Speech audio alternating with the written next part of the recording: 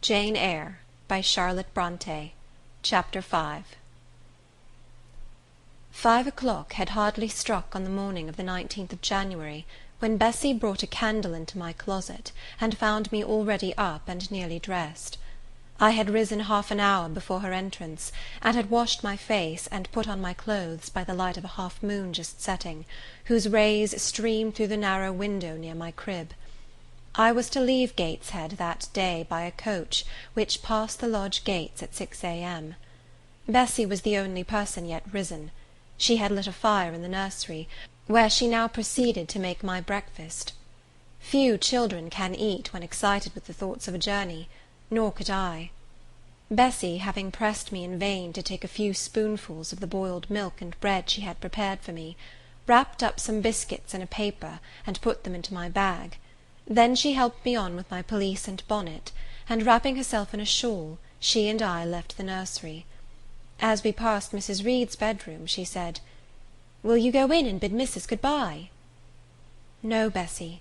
She came to my crib last night when you were gone down to supper, and said I need not disturb her in the morning, or my cousins either; and she told me to remember that she had always been my best friend, and to speak of her and be grateful to her accordingly."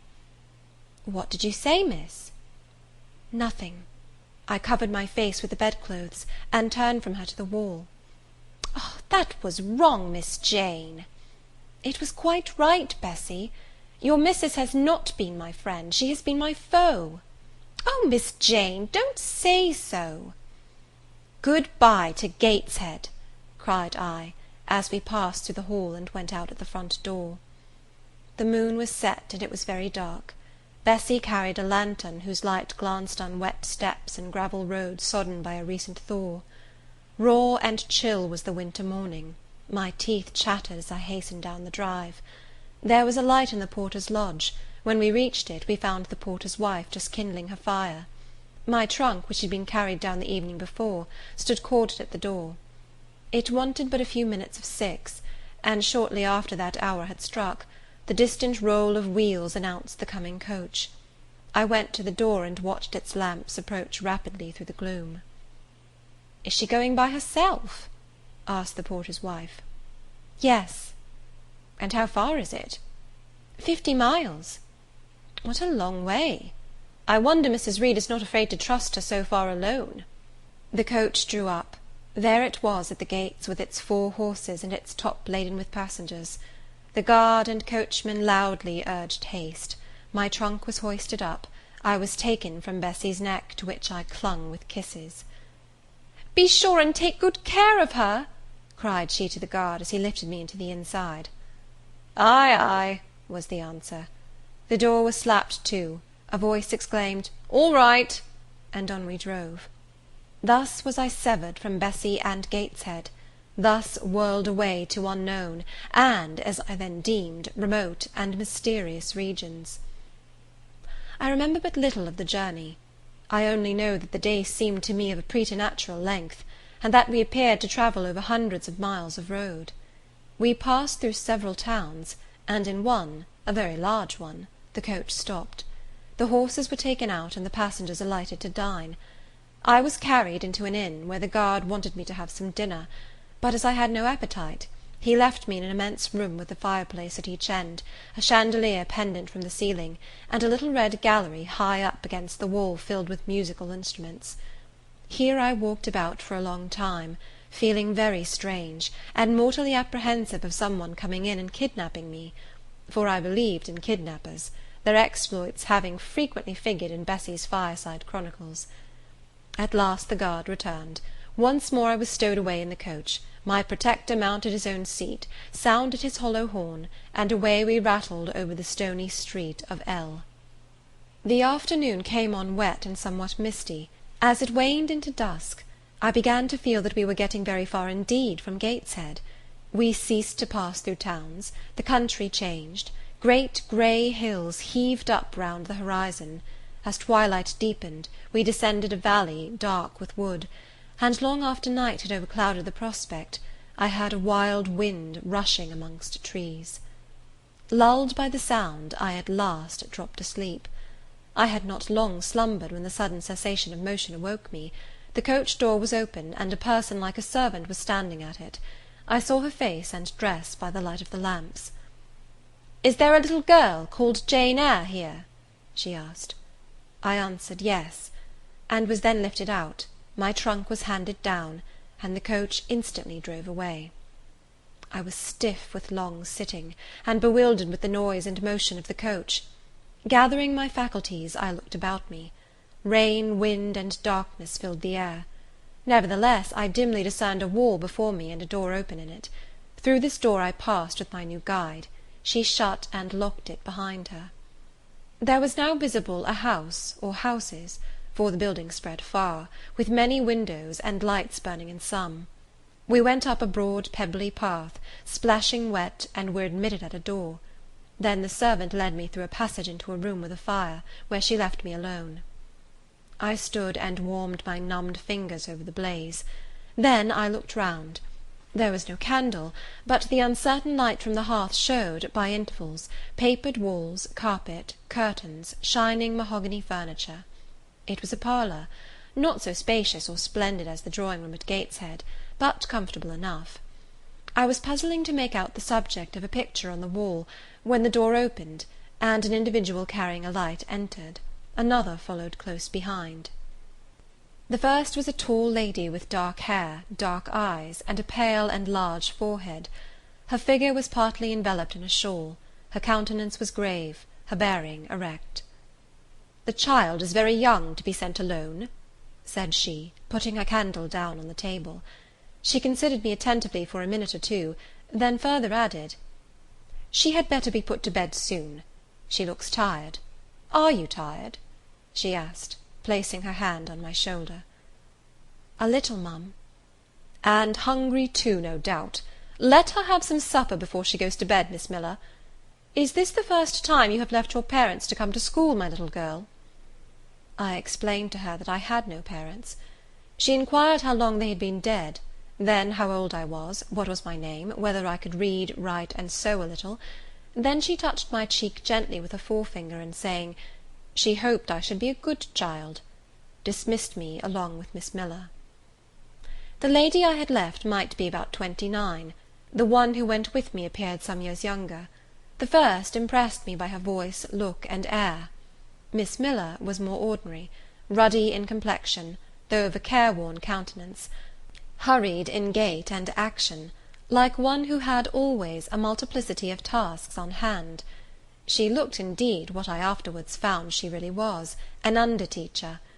Led by her, I passed from compartment to compartment, from passage to passage, of a large and irregular building, till, emerging from the total and somewhat dreary silence pervading that portion of the house we had traversed, we came upon the hum of many voices, and presently entered a wide long room, with great deal tables, 2 at each end, on each of which burnt a pair of candles, and seated all round on benches, a congregation of girls of every age, from 9 or 10 to 20.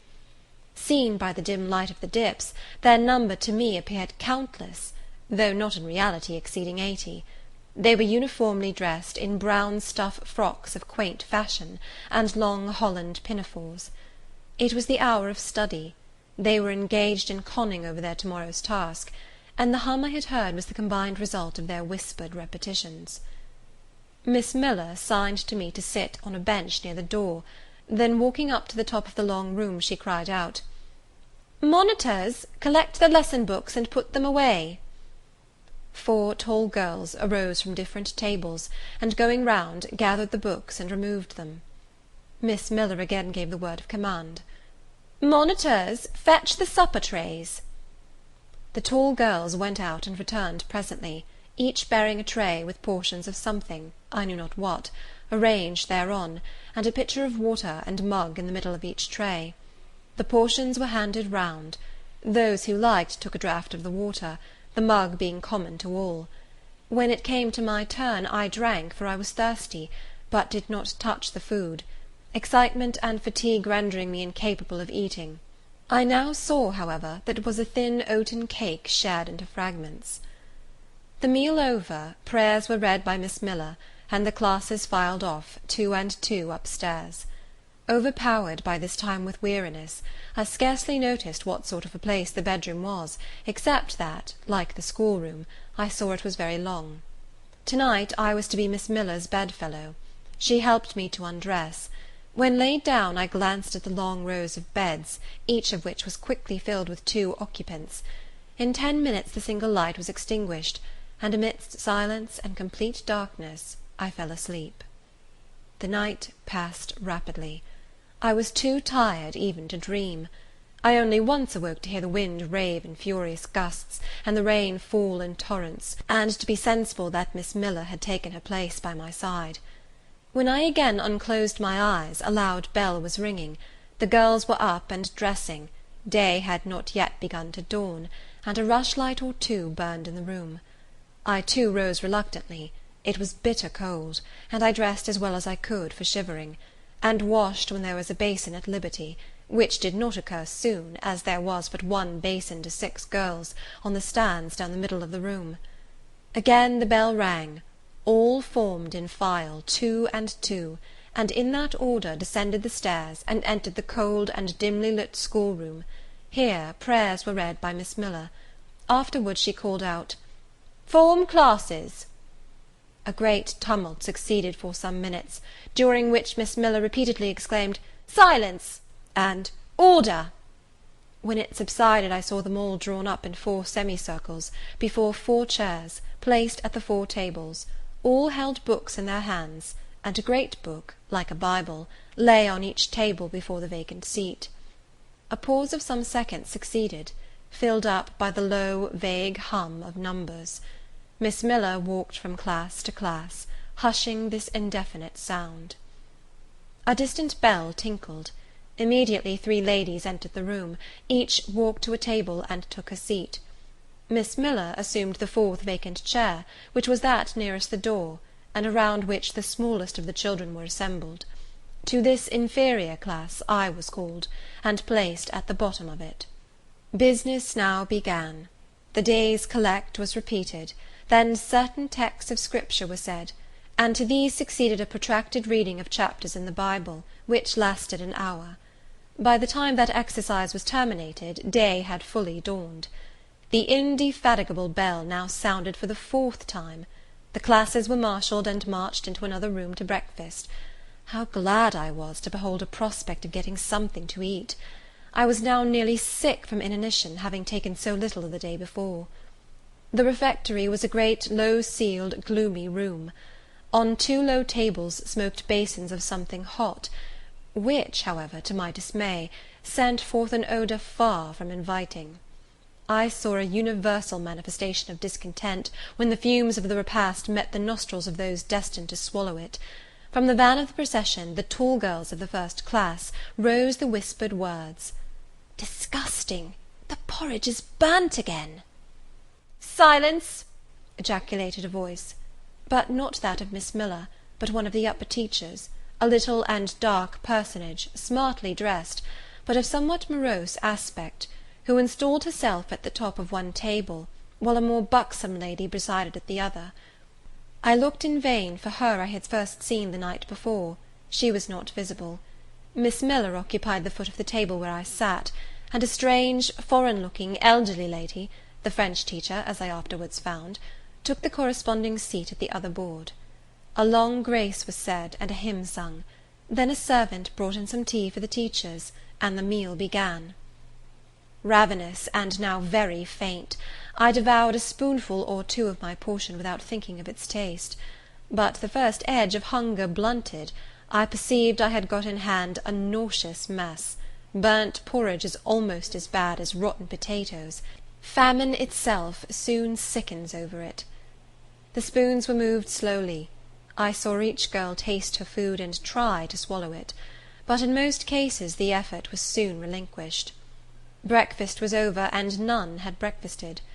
Thanks being returned for what we had not got, and a second hymn chanted, the refectory was evacuated for the schoolroom. I was one of the last to go, and in passing the tables, I saw one teacher take a basin of the porridge and taste it.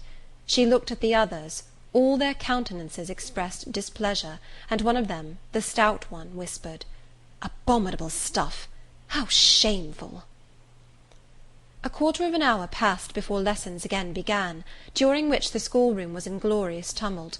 For that space of time it seemed to be permitted to talk loud and more freely, and they used their privilege. The whole conversation ran on the breakfast, which one and all abused roundly. Poor things! It was the sole consolation they had. Miss Miller was now the only teacher in the room. A group of great girls standing about her spoke with serious and sullen gestures. I heard the name of Mr Brocklehurst pronounced by some lips, at which Miss Miller shook her head disapprovingly, but she made no great effort to check the general wrath. Doubtless she shared in it. A clock in the schoolroom struck 9. Miss Miller left her circle, and standing in the middle of the room, cried, "Silence! To your seats!" Discipline prevailed. In 5 minutes the confused throng was resolved into order, and comparative silence quelled the babbled clamour of tongues. The upper teachers now punctually resumed their posts, but still all seemed to wait. Ranged on benches down the sides of the room, the 80 girls sat motionless and erect. A quaint assemblage they appeared, all with plain locks combed from their faces, not a curl visible, in brown dresses, made high and surrounded by a narrow tucker about the throat, with little pockets of holland, shaped something like a Highlander's purse, tied in front of their frocks, and destined to serve the purpose of a work-bag. All, too, wearing woollen stockings and country-made shoes, fastened with brass buckles. About 20 of those clad in this costume were full-grown girls, or rather young women. It suited them ill, and gave an air of oddity even to the prettiest.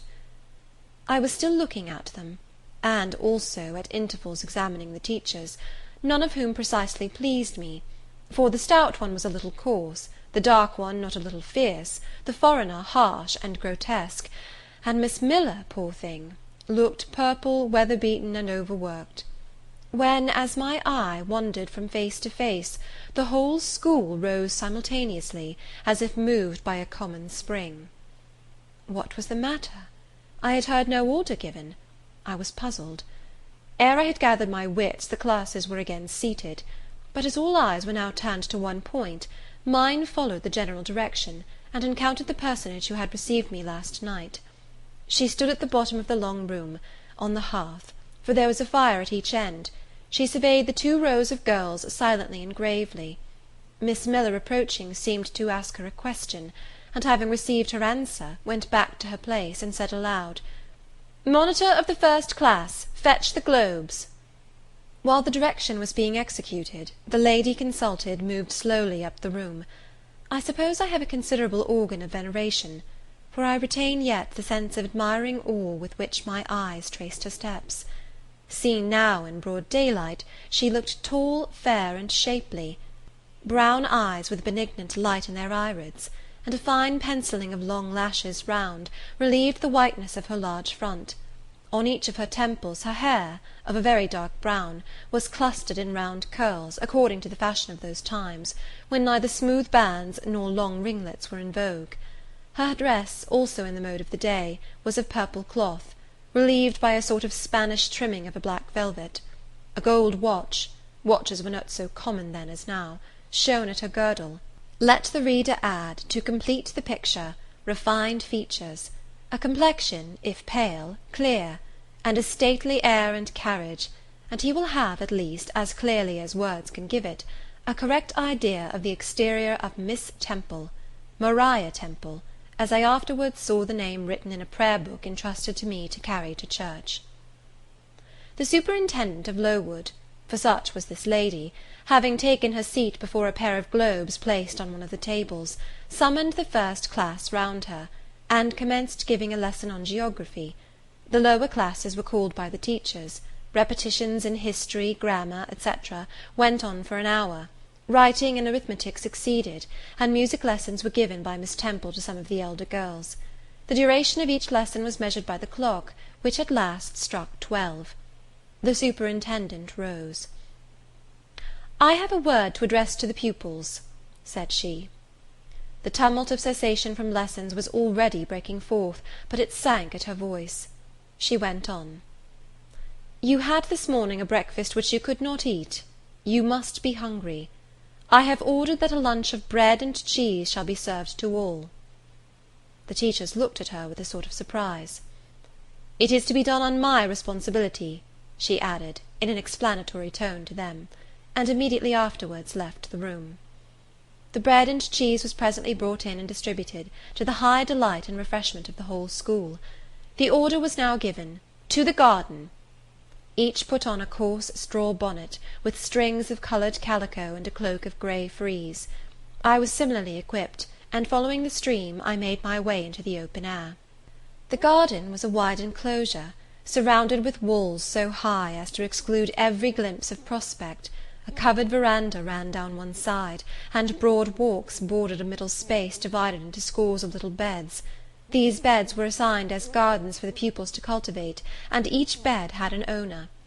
When full of flowers they would doubtless look pretty, but now, at the latter end of January, all was wintry blight and brown decay.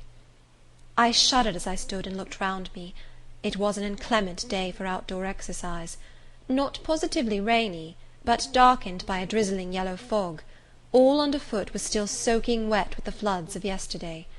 The stronger among the girls ran about and engaged in active games, but sundry pale and thin ones herded together for shelter and warmth in the verandah, and amongst these, as the dense mist penetrated to their shivering frames, I heard frequently the sound of a hollow cough. As yet I had spoken to no one, nor did anybody seem to take notice of me. I stood lonely enough, but to that feeling of isolation I was accustomed, it did not oppress me much. I leant against a pillar of the verandah, drew my grey mantle close about me, and trying to forget the cold which nipped me without, and the unsatisfied hunger which gnawed me within, delivered myself up to the employment of watching and thinking. My reflections were too undefined and fragmentary to merit record. I hardly yet knew where I was. Gateshead and my past life seemed floated away to an immeasurable distance. The present was vague and strange, and of the future I could form no conjecture. I looked round the convent-like garden, and then up at the house, a large building, half of which seemed grey and old, the other half quite new. The new part, containing the schoolroom and dormitory, was lit by mullioned and latticed windows, which gave it a church-like aspect. A stone tablet over the door bore this inscription: "Lowood Institution. This portion was rebuilt A.D. by Naomi Brocklehurst of Brocklehurst Hall, in this county. Let your light so shine before men, that they may see your good works, and glorify your Father which is in heaven." St. Matthew, verse 16. I read these words over and over again. I felt that an explanation belonged to them, and was unable fully to penetrate their import. I was still pondering the significance of institution, and endeavouring to make out a connection between the first words and verse of Scripture, when the sound of a cough close behind me made me turn my head. I saw a girl sitting on a stone bench near.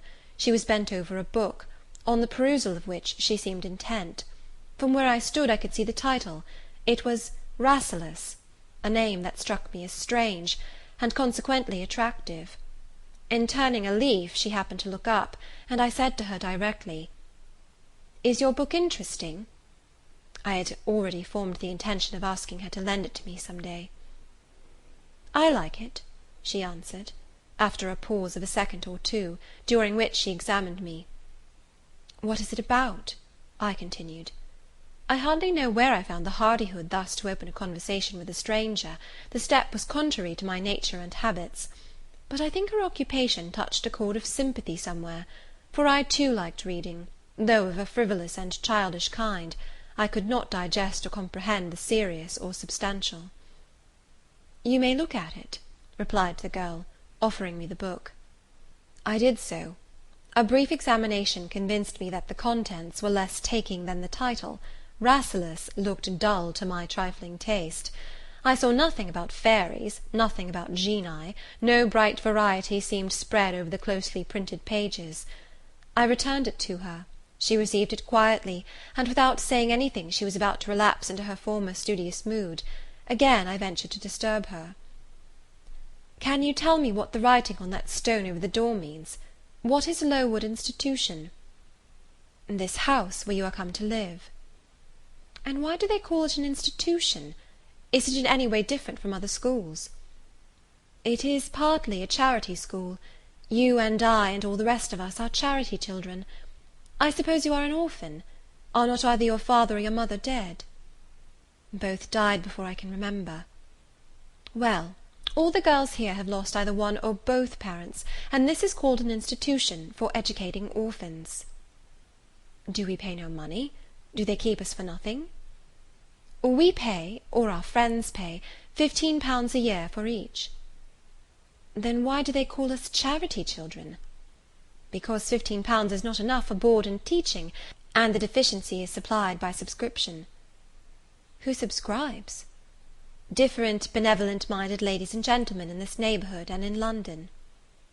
Who is Naomi Brocklehurst? The lady who built the new part of this house, as that tablet records, and whose son overlooks and directs everything here. Why? Because he is treasurer and manager of the establishment. Then this house does not belong to that tall lady who wears a watch, and who said we were to have some bread and cheese. To Miss Temple? Oh, no, I wish it did. She has to answer to Mr Brocklehurst for all she does. Mr Brocklehurst buys all our food and all our clothes. Does he live here? No, 2 miles off at a large hall. Is he a good man?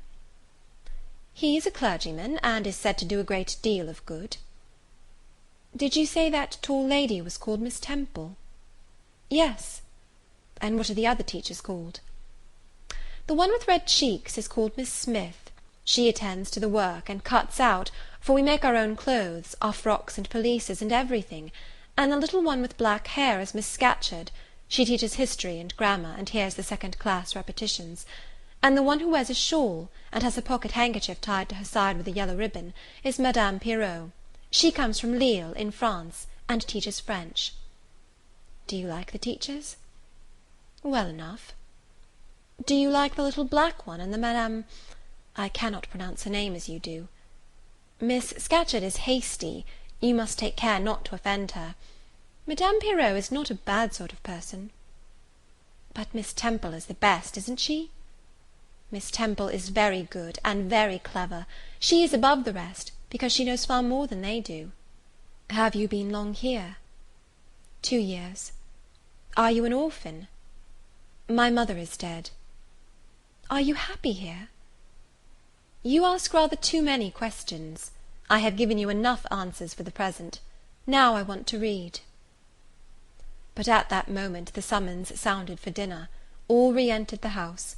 The odour which now filled the refectory was scarcely more appetizing than that which had regaled our nostrils at breakfast. The dinner was served in 2 huge tin-plated vessels, whence rose a strong steam redolent of rancid fat. I found the mess to consist of indifferent potatoes and strange shreds of rusty meat, mixed and cooked together. Of this preparation a tolerably abundant plateful was apportioned to each pupil. I ate what I could, and wondered within myself whether every day's fare would be like this. After dinner we immediately adjourned to the schoolroom. Lessons recommenced, and were continued till 5 o'clock. The only marked event of the afternoon was, that I saw the girl with whom I had conversed in the verandah dismissed and disgraced by Miss Scatcherd from a history class, and sent to stand in the middle of the large schoolroom. The punishment seemed to me in high degree ignominious, especially for so great a girl. She looked 13 or upwards. I expected she would show signs of great distress and shame, but to my surprise she neither wept nor blushed. Composed, though grave, she stood, the central mark of all eyes. How can she bear it so quietly, so firmly? I asked myself. Were I in her place, it seems to me I should wish the earth to open and swallow me up. She looks as if she were thinking of something beyond her punishment, beyond her situation, of something not round her, nor before her. I have heard of daydreams. Is she in a daydream now? Her eyes are fixed on the floor, but I am sure they do not see it. Her sight seems turned in, gone down into her heart. She is looking at what she can remember, I believe, not at what is really present. I wonder what sort of a girl she is, whether good or naughty. Soon after 5 p.m. we had another meal, consisting of a small mug of coffee, and half a slice of brown bread. I devoured my bread and drank my coffee with relish, but I should have been glad of as much more. I was still hungry. Half an hour's recreation succeeded, then study, then the glass of water and the piece of oat-cake, prayers, and bed. Such was my first day at Lowood. End of chapter 5.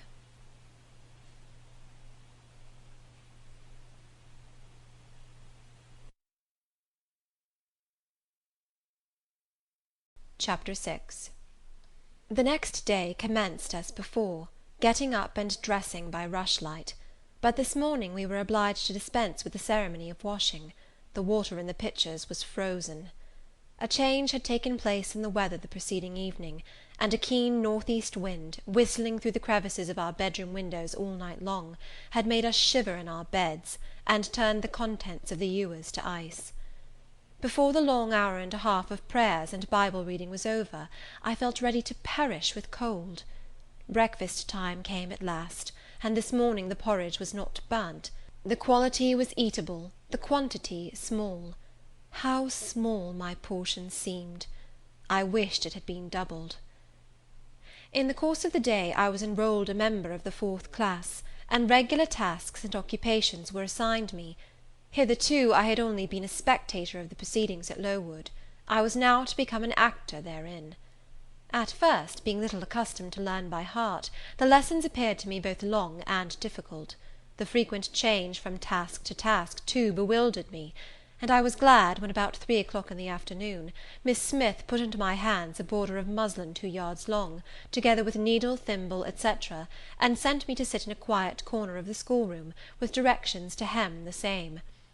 At that hour most of the others were sewing likewise; but one class still stood round Miss Scatcherd's chair reading, and as all was quiet, the subject of their lessons could be heard, together with the manner in which each girl acquitted herself, and the animadversions or commendations of Miss Scatcherd on the performance.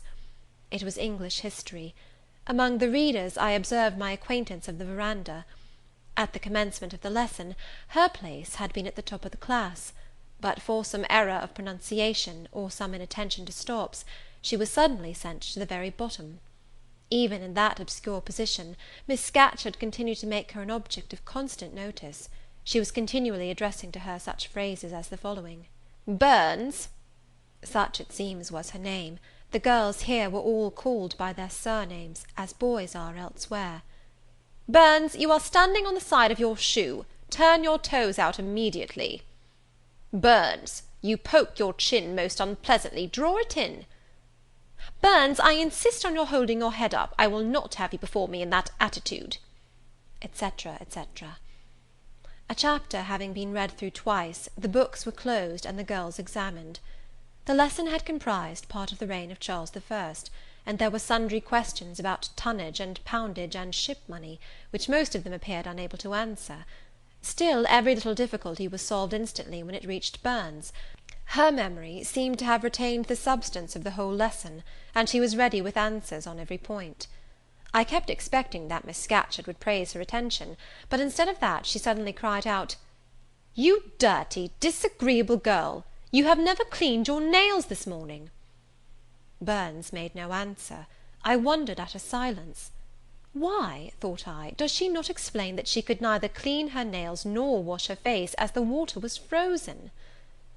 My attention was now called off by Miss Smith desiring me to hold a skein of thread while she was winding it. She talked to me from time to time, asking whether I had ever been at school before, whether I could mark, stitch, knit, etc. Till she dismissed me, I could not pursue my observations on Miss Scatcherd's movements. When I returned to my seat, that lady was just delivering an order of which I did not catch the import; but Burns immediately left the class, and going into the small inner room where the books were kept, returned in half a minute, carrying in her hand a bundle of twigs tied together at one end. This ominous tool she presented to Miss Scatcherd with a respectful courtesy; then she quietly, and without being told, unloosed her pinafore, and the teacher instantly and sharply inflicted on her neck a dozen strokes with the bunch of twigs. Not a tear rose to Burns's eye, and while I paused from my sewing, because my fingers quivered at this spectacle with a sentiment of unavailing and impotent anger, Not a feature of her pensive face altered its ordinary expression. "Hardened girl!" exclaimed Miss Scatcherd. "Nothing can correct you of your slatternly habits. Carry the rod away." Burns obeyed. I looked at her narrowly as she emerged from the book closet. She was just putting back her handkerchief into her pocket, and the trace of a tear glistened on her thin cheek. The play hour in the evening I thought the pleasantest fraction of the day at Lowood. The bit of bread, the draught of coffee swallowed at 5 o'clock had revived vitality, if it had not satisfied hunger. The long restraint of the day was slackened. The schoolroom felt warmer than in the morning, its fires being allowed to burn a little more brightly, to supply, in some measure, the place of candles not yet introduced. The ruddy gloaming, the licensed uproar, the confusion of many voices gave one a welcome sense of liberty. On the evening of the day on which I had seen Miss Scatcherd flog her pupil, Burns, I wandered as usual among the forms and tables and laughing groups without a companion, yet not feeling lonely. When I passed the windows, I now and then lifted a blind and looked out. It snowed fast. A drift was already forming against the lower panes. Putting my ear close to the window, I could distinguish from the gleeful tumult within the disconsolate moan of the wind outside. Probably, if I had lately left a good home and kind parents, this would have been the hour when I should have most keenly regretted the separation. That wind would then have saddened my heart. This obscure chaos would have disturbed my peace. As it was, I derived from both a strange excitement, and, reckless and feverish, I wished the wind to howl more wildly, the gloom to deepen to darkness, and the confusion to rise to clamour. Jumping over forms and creeping under tables, I made my way to one of the fireplaces. There, kneeling by the high wire fender, I found Burns, absorbed, silent, abstracted from all round her by the companionship of a book, which she read by the dim glare of the embers. "Is it still Rasselas?"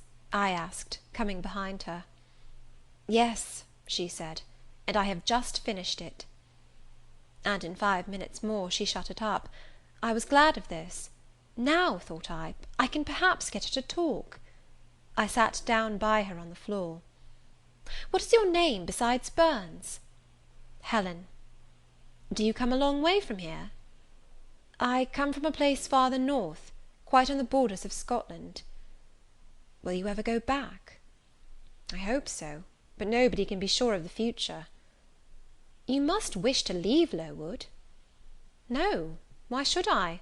I was sent to Lowood to get an education, and it would be of no use going away until I have attained that object." "But that teacher, Miss Scatcherd, is so cruel to you." "Cruel? Not at all. She is severe, she dislikes my faults." "And if I were in your place, I should dislike her, I should resist her. If she struck me with that rod, I should get it from her hand, I should break it under her nose." "Probably you would do nothing of the sort. But if you did, Mr Brocklehurst would expel you from the school. That would be a great grief to your relations.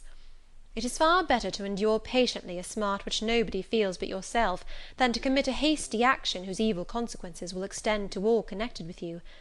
And besides, the Bible bids us return good for evil." "But then it seems disgraceful to be flogged, and to be sent to stand in the middle of a room full of people, and you are such a great girl. I am far younger than you, and I could not bear it." "Yes, it would be your duty to bear it, if you could not avoid it. It is weak and silly to say you cannot bear what it is your fate to be required to bear." I heard her with wonder. I could not comprehend this doctrine of endurance, and still less could I understand or sympathize with the forbearance she expressed for her chastiser. Still I felt that Helen Burns considered things by a light invisible to my eyes. I suspected she might be right and I wrong, but I would not ponder the matter deeply. Like Felix, I put it off to a more convenient season. "You say you have faults, Helen. What are they? To me you seem very good." "Then learn from me not to judge by appearances. I am, as Miss Scatcherd said, slatternly. I seldom put and never keep things in order. I am careless. I forget rules. I read when I should learn my lessons. I have no method, and I sometimes say, like you, I cannot bear to be subjected to systematic arrangements. This is all very provoking to Miss Scatcherd, who was naturally neat, punctual, and particular. "And cross, and cruel," I added; but Helen Burns would not admit my addition. She kept silence. "Is Miss Temple as severe to you as Miss Scatcherd?" At the utterance of Miss Temple's name, a soft smile flitted over her grave face. "Miss Temple is full of goodness. It pains her to be severe to any one, even the worst in the school. She sees my errors, and tells me of them gently; and if I do anything worthy of praise, she gives me my meed liberally. One strong proof of my wretchedly defective nature is, that even her expostulations, so mild, so rational, have not influence to cure me of my faults; and even her praise, though I value it most highly, cannot stimulate me to continued care and foresight." "That is curious," said I; "it is so easy to be careful." "For you, I have no doubt it is. I observed you in your class this morning, and saw you were closely attentive. Your thoughts never seemed to wander while Miss Miller explained the lesson and questioned you. Now mine continually rove away. When I should be listening to Miss Scatcherd, and collecting all she says with assiduity, often I lose the very sound of her voice. I fall into a sort of dream. Sometimes I think I am in Northumberland, and that the noises I hear round me are the bubbling of a little brook which runs through Deepton near our house. Then, when it comes to my turn to reply, I have to be awakened, and having heard nothing of what was read for listening to the visionary brook, I have no answer ready." "Yet how well you replied this afternoon!" "It was mere chance. The subject on which we had been reading had interested me. This afternoon, instead of dreaming of Deepton, I was wondering how a man who wished to do right could act so unjustly and unwisely as Charles I sometimes did; and I thought what a pity it was, that, with his integrity and conscientiousness, he could see no farther than the prerogatives of the crown. If he had but been able to look to a distance, and see how what they call the spirit of the age was tending. Still, I like Charles. I respect him. I pity him, poor murdered king. Yes, his enemies were the worst. They shed blood they had no right to shed. How dared they kill him?" Helen was talking to herself now. She had forgotten I could not very well understand her, that I was ignorant, or nearly so, of the subject she discussed. I recalled her to my level. "And when Miss Temple teaches you, do your thoughts wander then?" "No, certainly, not often. Because Miss Temple has generally something to say which is newer than my own reflections, her language is singularly agreeable to me, and the information she communicates is often just what I wish to gain." "Well, then, with Miss Temple you are good." "Yes, in a passive way. I make no effort. I follow as inclination guides me. There is no merit in such goodness." "A great deal. You are good to those who are good to you. It is all I ever desire to be. If people were always kind and obedient to those who are cruel and unjust, the wicked people would have it all their own way. They would never feel afraid, and so they would never alter, but would grow worse and worse. When we are struck at without a reason, we should strike back again very hard. I am sure we should, so hard as to teach the person who struck us never to do it again." "You will change your mind, I hope, when you grow older. As yet you are but a little untaught girl." "But I feel this, Helen. I must dislike those who, whatever I do to please them, persist in disliking me. I must resist those who punish me unjustly. It is as natural as that I should love those who show me affection, or submit to punishment when I feel it is deserved." "Heathens and savage tribes hold that doctrine, but Christians and civilized nations disown it." "How? I don't understand." "It is not violence that best overcomes hate, nor vengeance that most certainly heals injury." "What then?" "Read the New Testament, and observe what Christ says, and how he acts. Make his word your rule, and his conduct your example." "What does he say?" "Love your enemies. Bless them that curse you. Do good to them that hate you, and despitefully use you." "Then I should love Mrs. Reed, which I cannot do. I should bless her son John, which is impossible." In her turn, Helen Burns asked me to explain, and I proceeded forthwith to pour out in my own way the tale of my sufferings and resentments. Bitter and truculent when excited, I spoke as I felt, without reserve or softening. Helen heard me patiently to the end. I expected she would then make a remark, but she said nothing.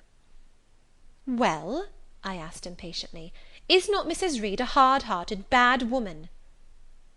"She has been unkind to you, no doubt; because, you see, she dislikes your cast of character, as Miss Scatcherd does mine. But how minutely you remember all she has done and said to you! What a singularly deep impression her injustice seems to have made on your heart! No ill usage so brands its record on my feelings. Would you not be happier if you tried to forget her severity, together with the passionate emotions it excited? Life appears to me too short to be spent in nursing animosity or registering wrongs. We are, and must be, one and all, burdened with faults in this world; but the time will soon come, when, I trust, we shall put them off in putting off our corruptible bodies; when debasement and sin will fall from us with this cumbrous frame of flesh, and only the spark of the spirit will remain, the impalpable principle of light and thought, pure as when it left the Creator to inspire the creature. Whence it came, it will return, perhaps again to be communicated to some being higher than man, perhaps to pass, through gradations of glory, from the pale human soul to brighten to the seraph. Surely it will never, on the contrary, be suffered to degenerate from man to fiend? No, I cannot believe that.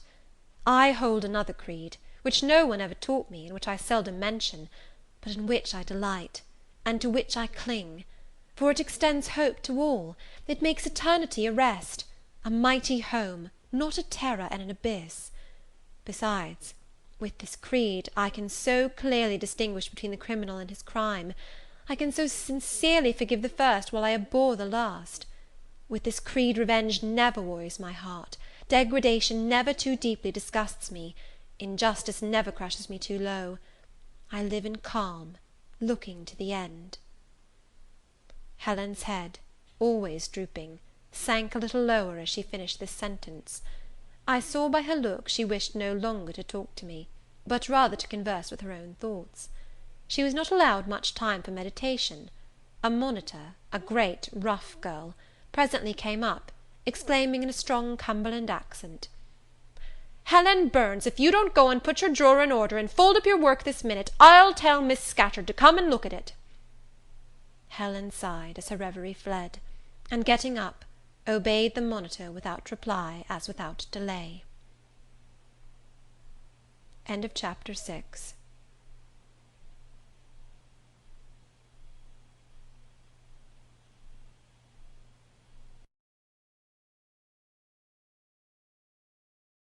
Chapter 7. My first quarter at Lowood seemed an age, and not the golden age either. It comprised an irksome struggle with difficulties in habituating myself to new rules and unwonted tasks. The fear of failure in these points harassed me worse than the physical hardships of my lot, though these were no trifles. During January, February, and part of March, the deep snows, and after their melting, the almost impassable roads, prevented our stirring beyond the garden walls, except to go to church; but within these limits we had to pass an hour every day in the open air. Our clothing was insufficient to protect us from the severe cold. We had no boots, the snow got into our shoes and melted there. Our ungloved hands became numbed and covered with chilblains, as were our feet. I remember well the distracting irritation I endured from this cause every evening, when my feet inflamed, and the torture of thrusting the swelled, raw, and stiff toes into my shoes in the morning. Then the scanty supply of food was distressing. With the keen appetites of growing children, we had scarcely sufficient to keep alive a delicate invalid. From this deficiency of nourishment resulted an abuse, which pressed hardly on the younger pupils. Whenever the famished great girls had an opportunity, they would coax or menace the little ones out of their portion. Many a time I have shared, between two claimants, the precious morsel of brown bread distributed at tea-time, and after relinquishing to a third half the contents of my mug of coffee, I have swallowed the remainder with an accompaniment of secret tears, forced from me by the exigency of hunger. Sundays were dreary days in that wintry season. We had to walk 2 miles to Brocklebridge Church, where our patron officiated. We set out cold, we arrived at church colder, During the morning service we became almost paralysed. It was too far to return to dinner, and an allowance of cold meat and bread, in the same penurious proportion observed in our ordinary meals, was served round between the services. At the close of the afternoon service we returned by an exposed and hilly road, where the bitter winter wind, blowing over a range of snowy summits to the north, almost flayed the skin from our faces. I can remember Miss Temple walking lightly and rapidly along our drooping line, her plaid cloak, which the frosty wind fluttered, gathered close about her, and encouraging us by precept and example to keep up our spirits and march forward, as she said, like stalwart soldiers. The other teachers, poor things, were generally themselves too much dejected to attempt the task of cheering others. How we longed for the light and heat of a blazing fire when we got back! But to the little ones at least this was denied. Each hearth in the schoolroom was immediately surrounded by a double row of great girls, and behind them the younger children crouched in groups, wrapping their starved arms in their pinafores.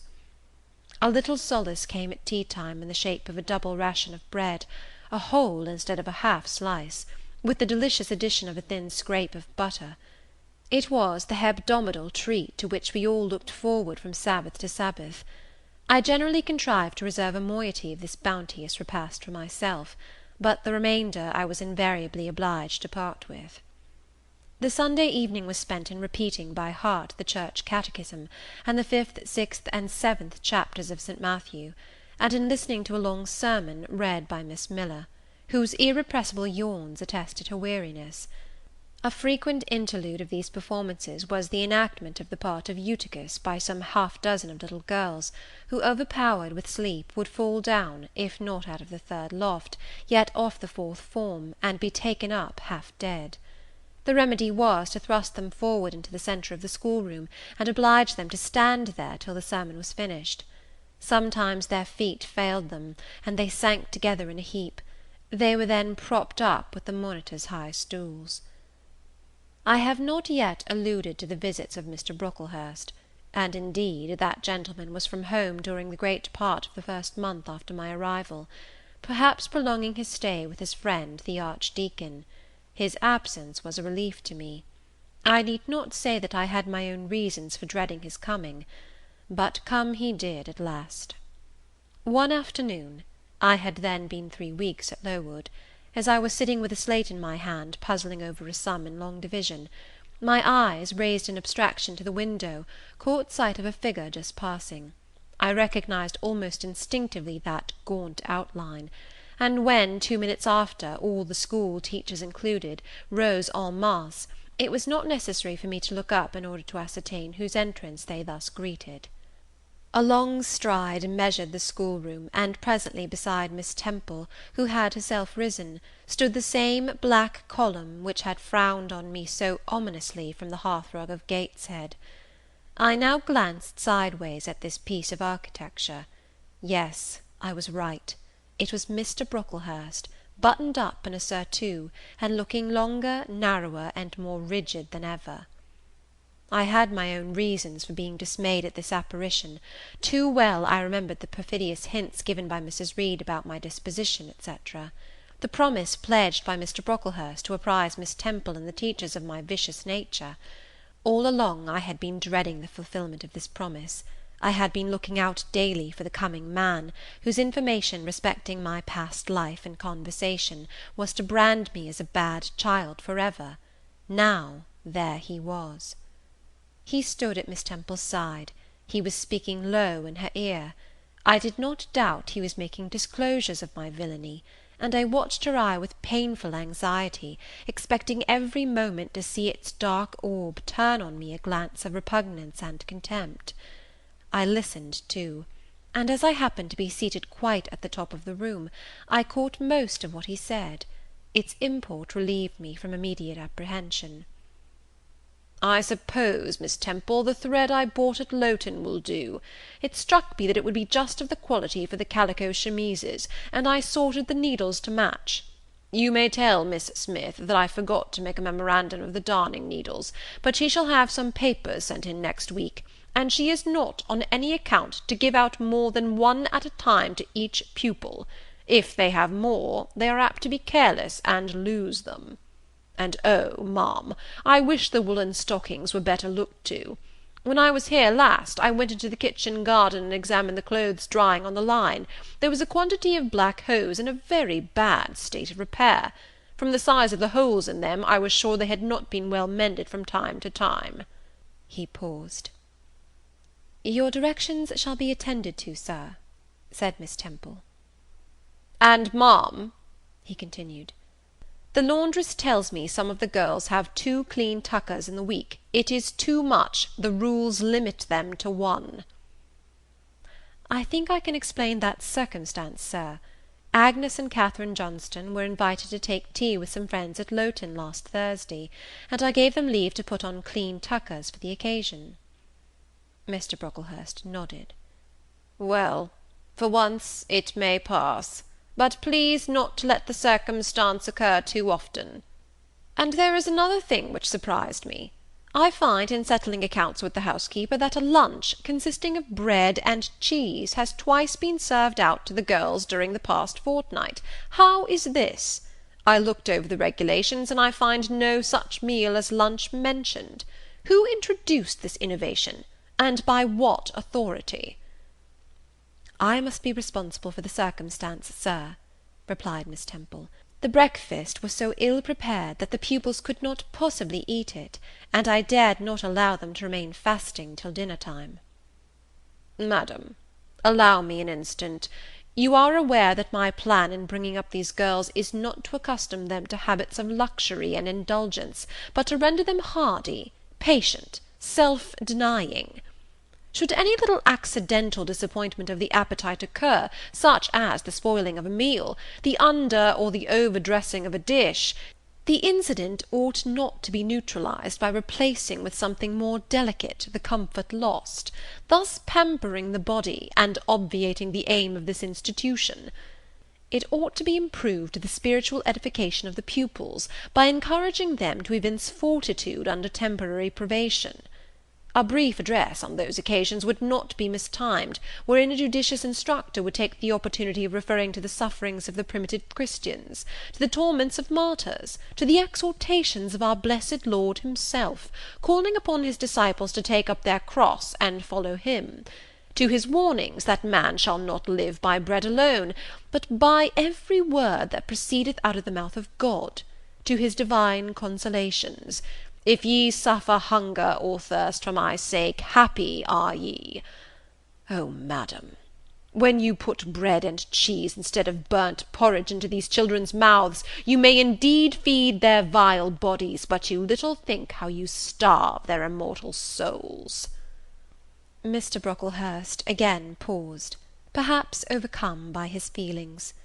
Miss Temple had looked down when he first began to speak to her, but she now gazed straight before her, and her face, naturally pale as marble, appeared to be assuming also the coldness and fixity of that material, especially her mouth, closed as if it would have required a sculptor's chisel to open it, and her brow settled gradually into petrified severity. Meantime Mr. Brocklehurst, standing on the hearth with his hands behind his back, majestically surveyed the whole school. Suddenly his eye gave a blink, as if it had met something that either dazzled or shocked its pupil. Turning, he said in more rapid accents than he had hitherto used, Miss Temple, what is that girl with curled hair? Red hair, ma'am, curled all over?" And extending his cane, he pointed to the awful object, his hand shaking as he did so. "It is Julia Severn," replied Miss Temple very quietly. "Julia Severn, ma'am? And why has she or any other curled hair? Why, in defiance of every precept and principle of this house, does she conform to the world so openly, here in an evangelical charitable establishment, as to wear her hair one mass of curls?" "Julia's hair curls naturally," returned Miss Temple, still more quietly. "Naturally? Yes, but we are not to conform to nature. I wish these girls to be the children of grace. And why that abundance? I have again and again intimated that I desire the hair to be arranged closely, modestly, plainly. Miss Temple, that girl's hair must be cut off entirely. I will send a barber to-morrow. And I see others who have far too much of the excrescence. That tall girl, tell her to turn round. Tell all the first form to rise up and direct their faces to the wall." Miss Temple passed her handkerchief over her lips, as if to smooth away the involuntary smile that curled them. She gave the order, however, and when the first class could take in what was required of them, they obeyed. Leaning a little back on my bench, I could see the looks and grimaces with which they commented on this manoeuvre. It was a pity Mr Brocklehurst could not see them too. He would perhaps have felt that, whatever he might do with the outside of the cup and platter, the inside was further beyond his interference than he imagined. He scrutinized the reverse of these living medals some 5 minutes, then pronounced sentence. These words fell like the knell of doom. "All those top-knots must be cut off." Miss Temple seemed to remonstrate. "Madam," he pursued, "I have a master to serve whose kingdom is not of this world. My mission is to mortify in these girls the lusts of the flesh, to teach them to clothe themselves with shamefacedness and sobriety, not with braided hair and costly apparel. And each of the young persons before us has a string of hair twisted in plaits, which vanity itself might have woven. These, I repeat, must be cut off. Think of the time wasted of—" Mr Brocklehurst was here interrupted.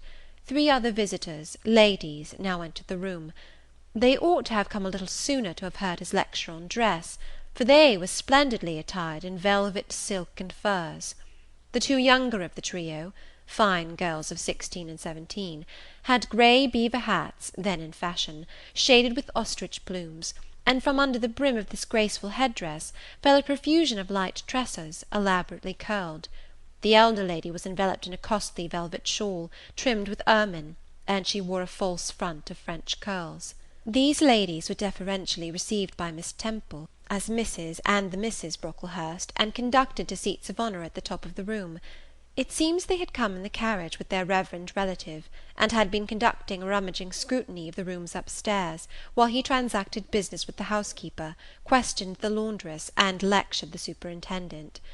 They now proceeded to address divers remarks and reproofs to Miss Smith, who was charged with the care of the linen and inspection of the dormitories, but I had no time to listen to what they said.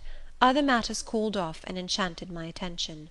Hitherto, while gathering up the discourse of Mr Brocklehurst and Miss Temple, I had not, at the same time, neglected precautions to secure my personal safety, which I thought would be effected if I could only elude observation. To this end I had sat well back on the form, and, while seeming to be busy with my sum, had held my slate in such a manner as to conceal my face. I might have escaped notice, had not my treacherous slate somehow happened to slip from my hand, and, falling with an obtrusive crash, directly drawn every eye upon me. I knew it was all over now, and as I stooped to pick up the 2 fragments of slate, I rallied my forces for the worst. It came. "A careless girl," said Mr Brocklehurst, and immediately after, "It is the new pupil, I perceive." And before I could draw breath, "I must not forget I have a word to say respecting her." Then aloud, how loud it seemed to me, "Let the child who broke her slate come forward." Of my own accord I could not have stirred. I was paralysed. But the 2 great girls who sit on each side of me set me on my legs and pushed me towards the dread judge, and then Miss Temple gently assisted me to his very feet, and I caught her whispered counsel. "Don't be afraid, Jane. I saw it was an accident. You shall not be punished." The kind whisper went to my heart like a dagger. Another minute, and she will despise me for a hypocrite, thought I. And an impulse of fury against Reed, Brocklehurst and Company bounded in my pulses at the conviction. I was no Helen Burns. "Fetch that stool," said Mr Brocklehurst, pointing to a very high one from which a monitor had just risen. It was brought. "Place the child upon it." And I was placed there, by whom I don't know. I was in no condition to note particulars. I was only aware that they had hoisted me up to the height of Mr Brocklehurst's nose, that he was within a yard of me, and that a spread of shot orange and purple silk pelisses, and a cloud of silvery plumage extended and waved below me. Mr. Brocklehurst hemmed. "Ladies," said he, turning to his family, "Miss Temple, teachers, and children, you all see this girl?" Of course they did, for I felt their eyes directed like burning glasses against my scorched skin. "You see she is yet young. You observe she possesses the ordinary form of childhood. God has graciously given her the shape that he has given to all of us. No signal deformity points her out as a marked character. Who would think that the evil one had already found a servant and agent in her? Yet such, I grieve to say, is the case." A pause, in which I began to steady the palsy of my nerves, and to feel that the Rubicon was passed, and that the trial no longer to be shirked must be firmly sustained. "My dear children," pursued the black marble clergyman with pathos, "this is a sad, a melancholy occasion, for it becomes my duty to warn you that this girl, who might be one of God's own lambs, is a little castaway, not a member of the true flock, but evidently an interloper and an alien. You must be on your guard against her. You must shun her example. If necessary, avoid her company, exclude her from your sports, and shut her out from your converse. Teachers, you must watch her. Keep your eyes on her movements, weigh well her words, scrutinize her actions, punish her body to save her soul, if indeed such salvation be possible, for, my tongue falters while I tell it, this girl, this child, the native of a Christian land, worse than many a little heathen who says its prayers to Brahma and kneels before Juggernaut, this girl is a liar." Now came a pause of 10 minutes, during which I, by this time in perfect possession of my wits, observed all the female Brocklehursts produce their pocket handkerchiefs, and apply them to their optics, while the elderly lady swayed herself to and fro, and the 2 younger ones whispered, "How shocking!" Mr. Brocklehurst resumed. "This I learned from her benefactress, from the pious and charitable lady who adopted her in her orphan state, reared her as her own daughter, and whose kindness, whose generosity the unhappy girl repaid by an ingratitude so bad, so dreadful, that at last her excellent patroness was obliged to separate her from her own young ones, fearful lest her vicious example should contaminate their purity. She has sent her here to be healed, even as the Jews of old sent their disease to the troubled pool of Bethesda. And teachers, superintendent, I beg of you not to allow the waters to stagnate round her." With this sublime conclusion, Mr. Brocklehurst adjusted the top button of his surtout, muttered something to his family, who rose, bowed to Miss Temple, and then all of the great people sailed in state from the room. Turning at the door, my judge said, "Let her stand half an hour longer on that stool, and let no one speak to her during the remainder of the day." There was I, then, mounted aloft. I, who had said I could not bear the shame of standing on my natural feet in the middle of the room, was now exposed to general view on a pedestal of infamy.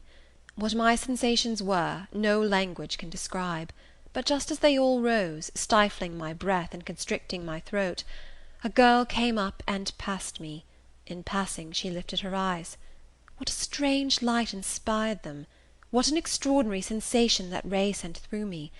How the new feeling bore me up! It was as if a martyr, a hero, had passed a slave or victim, and imparted strength in the transit. I mastered the rising hysteria, lifted up my head, and took a firm stand on the stool. Helen Burns asked some slight question about her work of Miss Smith, was chidden for the triviality of the inquiry, returned to her place, and smiled at me again as she went by. What a smile! I remember it now, and I know that it was the effluence of fine intellect, of true courage. It lit up her marked lineaments, her thin face, her sunken grey eye, like a reflection from the aspect of an angel. Yet at that moment Helen Burns wore on her arm the untidy badge, Scarcely an hour ago I had heard her condemned by Miss Scatcherd to a dinner of bread and water on the morrow, because she had blotted an exercise in copying it out. Such is the imperfect nature of man. Such spots are there on the disk of the clearest planet, and eyes like Miss Scatcherd's can only see those minute defects, and are blind to the full brightness of the orb. End of chapter 7.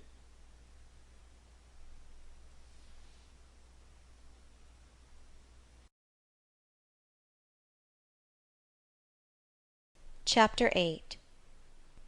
Ere the half-hour ended, 5 o'clock struck. School was dismissed, and all were gone into the refectory to tea. I now ventured to descend. It was deep dusk. I retired into a corner, and sat down on the floor. The spell by which I had been so far supported began to dissolve. Reaction took place, and soon so overwhelming was the grief that seized me, I sank prostrate with my face to the ground. Now I wept. Helen Burns was not here. Nothing sustained me. Left to myself, I abandoned myself, and my tears watered the boards. I had meant to be so good, and to do so much at Lowood, to make so many friends, to earn respect and win affection. Already I had made visible progress. That very morning I had reached the head of my class. Miss Miller had praised me warmly. Miss Temple had smiled approbation. She had promised to teach me drawing, and to let me learn French, if I continued to make similar improvement 2 months longer. And then I was well received by my fellow pupils, treated as an equal by those of my own age, and not molested by any. Now, here I lay again, crushed and trodden on, and could I ever rise more? Never, I thought, and ardently I wished to die. While sobbing out this wish in broken accents, some one approached. I started up. Again Helen Burns was near me. The fading fires just showed her coming up the long vacant room. She brought my coffee and bread. "Come, eat something," she said. But I put both away from me, feeling as if a drop or a crumb would have choked me in my present condition. Helen regarded me, probably with surprise. I could not now abate my agitation, though I tried hard. I continued to weep aloud. She sat down on the ground near me, embraced her knees with her arms, and rested her head upon them. In that attitude she remained silent as an Indian. I was the first who spoke. "Helen, why do you stay with a girl whom everybody believes to be a liar?" "Everybody, Jane? Why, there are only 80 people who have heard you called so, and the world contains hundreds of millions." "But what have I to do with millions? The 80 I know despise me." "Jane, you are mistaken. Probably not one in the school either despises or dislikes you. Many, I am sure, pity you much." "How can they pity me after what Mr Brocklehurst has said?" "Mr Brocklehurst is not a god, nor is he even a great and admired man. He is little liked here. He never took steps to make himself liked. Had he treated you as an especial favourite, you would have found enemies, declared or covert, all around you. As it is, the greater number would offer you sympathy if they dared. Teachers and pupils may look coldly on you for a day or two, but friendly feelings are concealed in their hearts, and if you persevere in doing well, these feelings will ere long appear so much the more evidently for their temporary suppression. Besides, Jane," she paused. "Well, Helen?" said I, putting my hand into hers. She chafed my fingers gently to warm them, and went on. "If all the world hated you, and believed you wicked, while your own conscience approved you, and absolved you from guilt, you would not be without friends."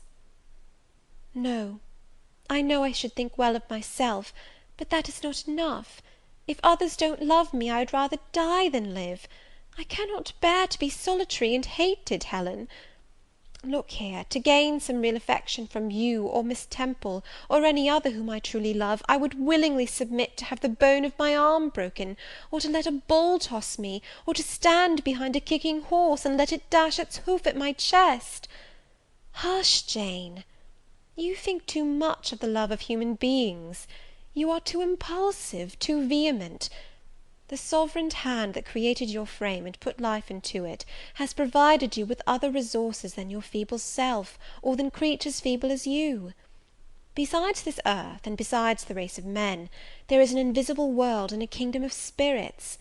That world is round us, for it is everywhere, and those spirits watch us, for they are commissioned to guard us; and if we were dying in pain and shame, if scorn smote us on all sides, and hatred crushed us, angels see our tortures, recognise our innocence, if innocent we be, as I know you are of this charge, which Mr. Brocklehurst has weakly and pompously repeated at second hand from Mrs. Reed; for I read a sincere nature in your ardent eyes, and on your clear front.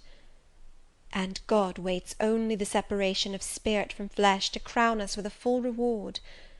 Why then should we ever sink overwhelmed with distress, when life is so soon over, and death is so certain an entrance to happiness, to glory? I was silent. Helen had calmed me; but in the tranquillity she imparted there was an alloy of inexpressible sadness. I felt the impression of woe as she spoke, but I could not tell whence it came; and when, having done speaking, she breathed a little fast, and coughed a short cough, I momentarily forgot my own sorrows to yield to a vague concern for her. Resting my head on Helen's shoulder, I put my arms round her waist; she drew me to her, and we reposed in silence. We had not sat long thus, when another person came in. Some heavy clouds, swept from the sky by a rising wind, had left the moon bare, and her light, streaming in through a window near, shone full both on us and on the approaching figure, which we at once recognized as Miss Temple. "I came on purpose to find you, Jane Eyre," said she. "I want you in my room, and as Helen Burns is with you, she may come too." We went, following the superintendent's guidance. We had to thread some intricate passages, and mount a staircase before we reached her apartment. It contained a good fire, and looked cheerful.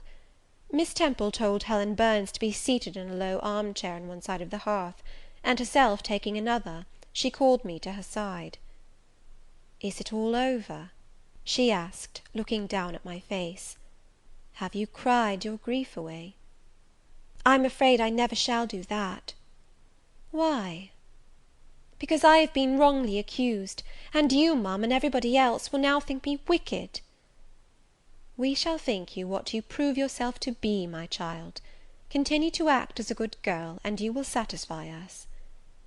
"Shall I, Miss Temple?" "You will," said she, passing her arm round me. "And now tell me, who was the lady whom Mr. Brocklehurst called your benefactress?" "Mrs. Reed, my uncle's wife. My uncle is dead, and he left me to her care." "Did she not then adopt you of her own accord?" "No, Ma'am. She was sorry to have to do it; but my uncle, as I have often heard the servants say, got her to promise before he died that she would always keep me." "Well now, Jane, you know, or at least I will tell you, that when a criminal is accused, he is always allowed to speak in his own defence. You have been charged with falsehood; defend yourself to me as well as you can. Say whatever your memory suggests is true, but add nothing, and exaggerate nothing." I resolved, in the depth of my heart, that I would be most moderate, most correct; and having a few minutes in order to arrange coherently what I had to say, I told her all the story of my sad childhood. Exhausted by emotion, my language was more subdued than it generally was when it developed that sad theme; and, mindful of Helen's warnings against the indulgence of resentment, I infused into the narrative far less of gall and wormwood than ordinary. Thus restrained and simplified, it sounded more credible. I felt as I went on that Miss Temple fully believed me. In the course of the tale I had mentioned Mr. Lloyd as having come to see me after the fit. I never forgot the, to me, frightful episode of the Red Room; in detailing which, my excitement was sure, in some degree, to break bounds; for nothing could soften in my reflection the spasm of agony which clutched my heart, when Mrs. Reed spurned my wild supplication for pardon, and locked me a second time in the dark and haunted chamber. I had finished. Miss Temple regarded me a few minutes in silence. She then said, "I know something of Mr. Lloyd. I shall write to him. If his reply agrees with your statement, you shall be publicly cleared from every imputation. To me, Jane, you are clear now." She kissed me, and still keeping me at her side, where I was well contented to stand, for I derived a child's pleasure from the contemplation of her face, her dress, her one or two ornaments, her white forehead, her clustered and shining curls, and beaming dark eyes, she proceeded to address Helen Burns. "How are you to night, Helen? Have you coughed much to day?" "Not quite so much, I think, ma'am." "And the pain in your chest?" "It is a little better." Miss Temple got up, took her hand, and examined her pulse. Then she returned to her own seat. As she resumed it, I heard her sigh low. She was pensive a few minutes; then, rousing herself, she said cheerfully, "But you two are my visitors to night. I must treat you as such." She rang her bell. "Barbara," she said to the servant who answered it, "I have not yet had tea. Bring the tray, and place cups for these two young ladies." And a tray was soon brought. How pretty, to my eyes, did the china cups and bright teapot look, placed on the little round table near the fire! How fragrant was the steam of the beverage, and the scent of the toast! Of which, however, I, to my dismay, for I was beginning to be hungry, discerned only a very small portion. Miss Temple discerned it too.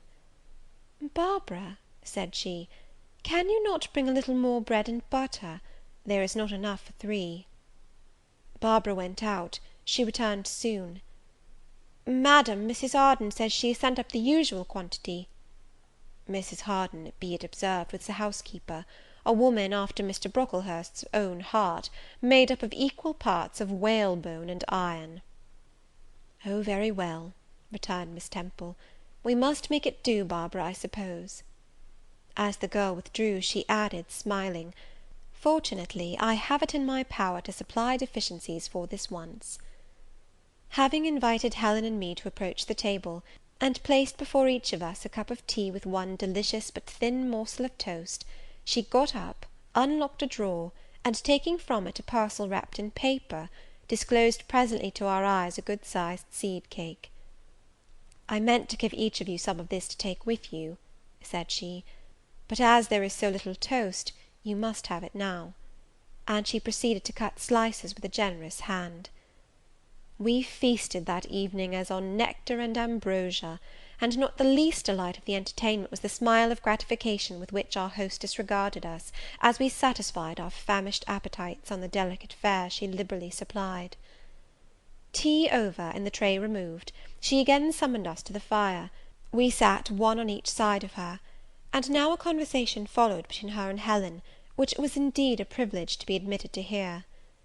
Miss Temple had always something of serenity in her air, of state in her mien, of refined propriety in her language, which precluded deviation into the ardent, the excited, the eager; something which chastened the pleasure of those who looked on her and listened to her, by a controlling sense of awe; and such was my feeling now; but as to Helen Burns, I was struck with wonder. The refreshing meal, the brilliant fire, the presence and kindness of her beloved instructress, or perhaps, more than all these, something in her own unique mind, had roused her powers within her. They woke, they kindled. First they glowed in the bright tint of her cheek, which till this hour I had never seen but pale and bloodless. Then they shone in the liquid lustre of her eyes, which had suddenly acquired a beauty more singular than that of Miss Temple's, a beauty neither of fine colour, nor long eyelash, nor pencilled brow, but of meaning, of movement, of radiance. Then her soul sat on her lips, and language flowed, from what source I cannot tell. Has a girl of 14 a heart large enough, vigorous enough, to hold the swelling spring of pure, full, fervid eloquence? Such was the characteristic of Helen's discourse on that, to me, memorable evening. Her spirit seemed hastening to live, within a very brief span, as much as many live during a protracted existence. They conversed of things I had never heard of nations and times past, of countries far away, of secrets of nature discovered or guessed at. They spoke of books, how many they had read, what stores of knowledge they possessed. Then they seemed so familiar with French names and French authors. But my amazement reached its climax when Miss Temple asked Helen if she sometimes snatched a moment to recall the Latin her father had taught her, and, taking a book from a shelf, bade her read and construe a page of Virgil. And Helen obeyed, my organ of veneration expanding at every sounding line. She had scarcely finished ere the bell announced bedtime. No delay could be admitted. Miss Temple embraced us both, saying, as she drew us to her heart, "God bless you, my children." Helen she held a little longer than me. She let her go more reluctantly. It was Helen her eye followed to the door. It was for her she a second time breathed a sad sigh; for her she wiped a tear from her cheek. On reaching the bedroom, we heard the voice of Miss Scatcherd. She was examining drawers. She had just pulled out Helen Burns, and when we entered, Helen was greeted with a sharp reprimand, and told that to-morrow she should have half a dozen of untidily folded articles pinned to her shoulder. "My things were indeed in shameful disorder," murmured Helen to me in a low voice. "I intended to have arranged them, but I forgot." Next morning, Miss Scatcherd wrote in conspicuous characters on a piece of pasteboard the word slattern, and bound it like a phylactery around Helen's large, mild, intelligent, and benign-looking forehead. She wore it till evening, patient, unresentful, regarding it as deserved punishment. The moment Miss Scatcherd withdrew after afternoon school, I ran to Helen, tore it off, and thrust it into the fire. The fury of which she was incapable had been burning in my soul all day, and tears, hot and large, had continually been scalding my cheek, for the spectacle of her sad resignation gave me an intolerable pain at the heart. About a week subsequently to the incidents above narrated, Miss Temple, who had written to Mr. Lloyd, received his answer. It appeared that what he said went to corroborate my account. Miss Temple, having assembled the whole school, announced that inquiry had been made into the charges alleged against Jane Eyre, and that she was most happy to be able to pronounce her completely cleared from every imputation. The teachers then shook hands with me and kissed me, and a murmur of pleasure ran through the ranks of my companions. Thus relieved of a grievous load, I from that hour set to work afresh, resolved to pioneer my way through every difficulty. I toiled hard, and my success was proportionate to my efforts. My memory, not naturally tenacious, improved with practice. Exercise sharpened my wits. In a few weeks I was promoted to a higher class. In less than 2 months I was allowed to commence French and drawing. I learned the first 2 tenses of the verb être, and sketched my first cottage, whose walls, by the by, outrivalled in slope those of the Leaning Tower of Pisa, on the same day. That night, on going to bed, I forgot to prepare in imagination the Barmecide supper of hot roast potatoes, or white bread and new milk, with which I was wont to amuse my inward cravings. I feasted instead on the spectacle of ideal drawings which I saw in the dark, all the work of my own hands, freely pencilled houses and trees, picturesque rocks and ruins, Cuyp-like groups of cattle, sweet paintings of butterflies hovering over unblown roses, of birds picking at ripe cherries, of wrens' nests enclosing pearl-like eggs, wreathed about with young ivy sprays. I examined, too, in thought, the possibility of my ever being able to translate currently a certain little French story which Madame Pirot had that day shown me, nor was that problem solved to my satisfaction ere I fell sweetly asleep. Well has Solomon said, "Better is a dinner of herbs, where love is, than a stalled ox and hatred therewith." I would not now have exchanged Lowood, with all its privations, for Gateshead and its daily luxuries. Chapter 8.